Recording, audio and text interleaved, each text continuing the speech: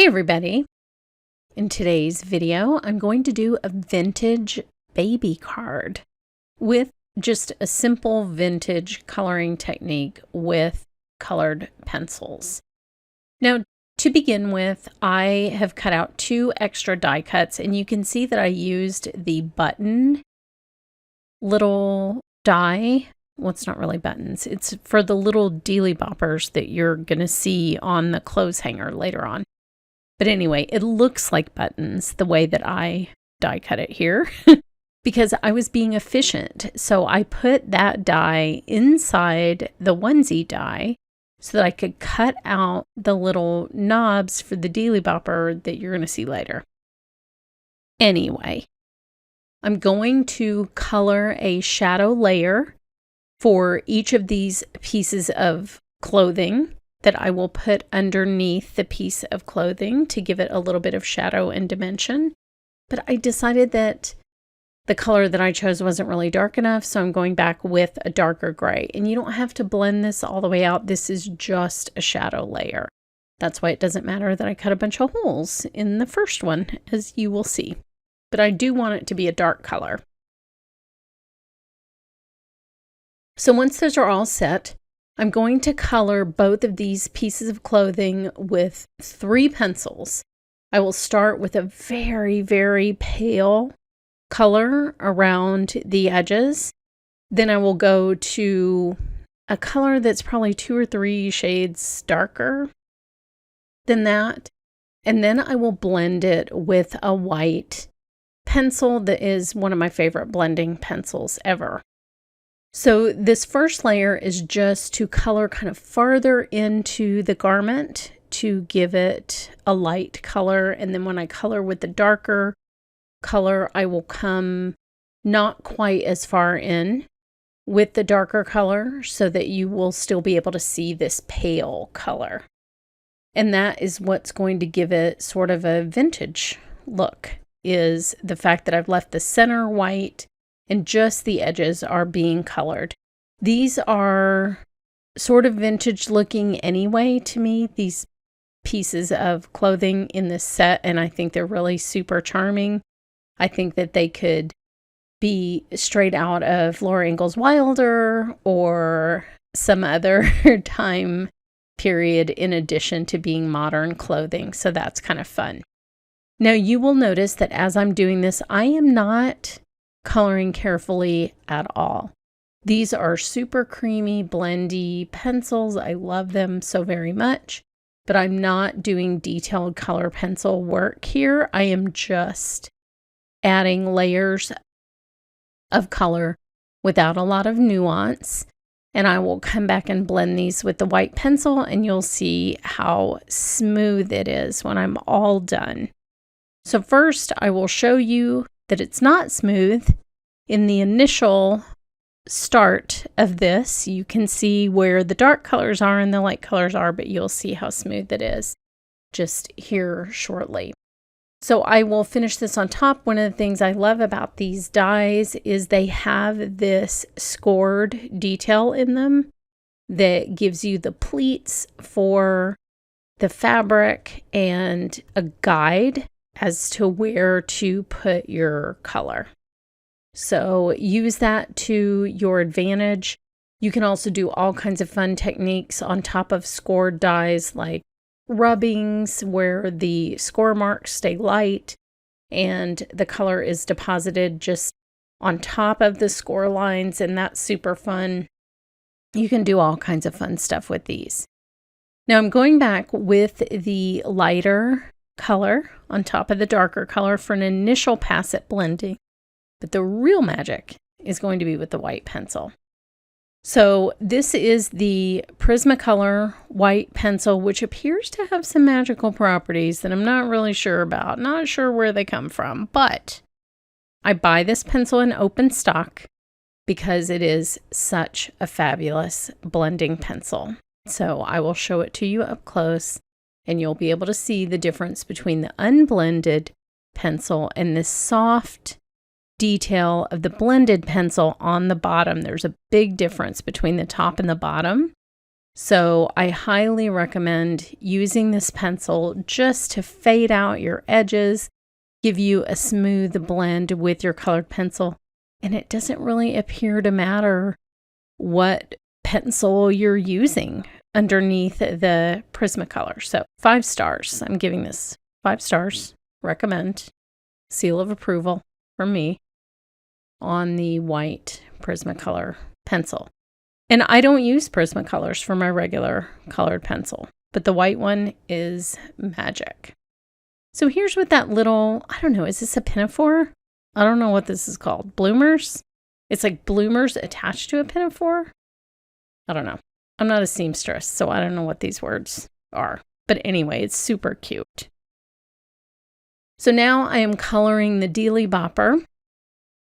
And I'm just going to color that with one colored pencil. This is a very, very delicate die cut. So putting it on the sticky mat is essential to being able to color it without bending it or ripping it, which is what can happen if you're coloring a very delicate die cut without a sticky mat. So I really recommend the sticky mat. So I just chose a color that would look like wood for whatever this thing is called. I don't know. I think you could also use this for like the side view of a clothes drying rack, which is like the kind I had when I first moved to Austin and I was a student and I had like this wood drying rack. I'm trying to remember, did I not have a dryer? Why did I have that thing? I don't know what was going on. Anyway, the side view of that is another possibility for this die. So now on this one, I will speed this up a little bit faster because you've already seen it. I am doing the exact same thing, just in blue for the little onesie.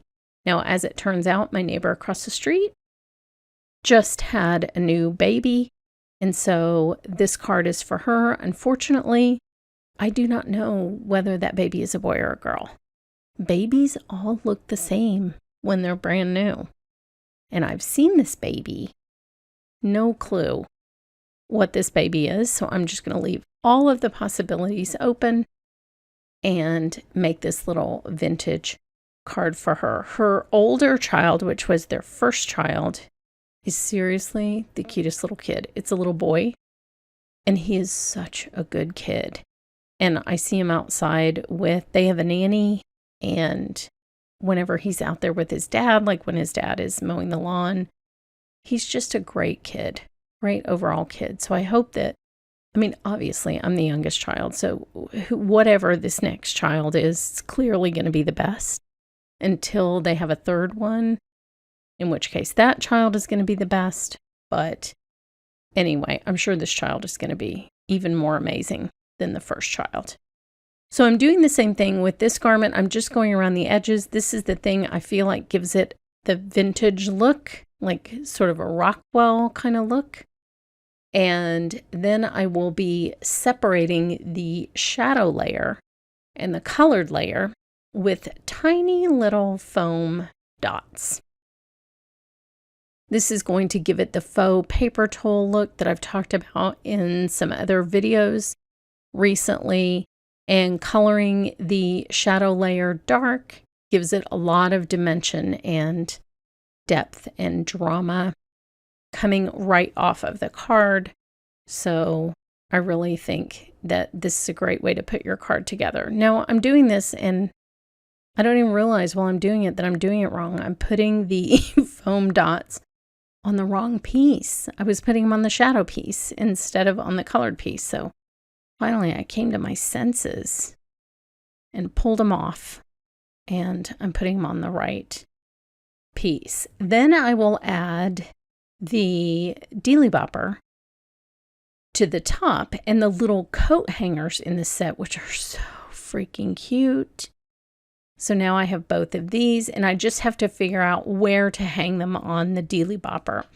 The onesie, which is kind of long, needs to be in a slightly different spot. It obviously can't go on this lowest portion, so I will have to move it to the middle or the top to be able to fit it on the card. So I'll just center the Dealy Bopper and put my magnets from my glass board on there while the glue dries, and then I will color 2 layers of the little knobs for the Dealy Bopper, one dark gray like I did the shadow layer, and then one wood colored for the top, just to make them stick out, because if you've seen one of these Dealy Boppers, the knobs do stick out from the Dealy Bopper, so I wanted them to be just a tiny bit dimensional. So first I am going to put the hanger on, and you can hide the hanger completely behind the onesie, but I wanted it just a little bit higher up because of the way that it's going to be hanging. So I moved it up kind of above the shoulders, and I'm just going to trim off the excess so that you don't see that at the edge of the shoulders of the onesie. So now I'm just using my little pickup tool, putting a dot of glue on the shadow layer of the knob and adding the top layer. And those are so tiny, they need to dry for a second before I can use them. So I will take this opportunity to trim off the edge of that hanger. Like I said, just move it down a little bit if you don't want that. But I kind of wanted the top of the hanger even with the neckline of the onesie, so I just trimmed that off. Now the shadow layer gets the glue because that will actually be flat against the card. And I'm just centering the top of the hanger around where the knob's going to be. And then I will use my pickup tool and add the double layered knob to the center, and it really looks dimensional. I know it's laying flat here and you can't really see it, but it looks so realistic and fun. That little hanger just goes perfectly around that little 3-dimensional knob, and it's so cute. I hope she loves this baby card. This is so fun. I always wonder if people just think I went to the store and bought these cards. They probably do. It doesn't matter. A card is a gift. There are no rules. So then I will place that little knob down, and you can see how it looks like it's really hanging on that knob. As long as you add the dimension, you're going to get so much out of this little scene, as you can see here with these beautiful little outfits. Head over to my blog for more information, and thanks so much for watching.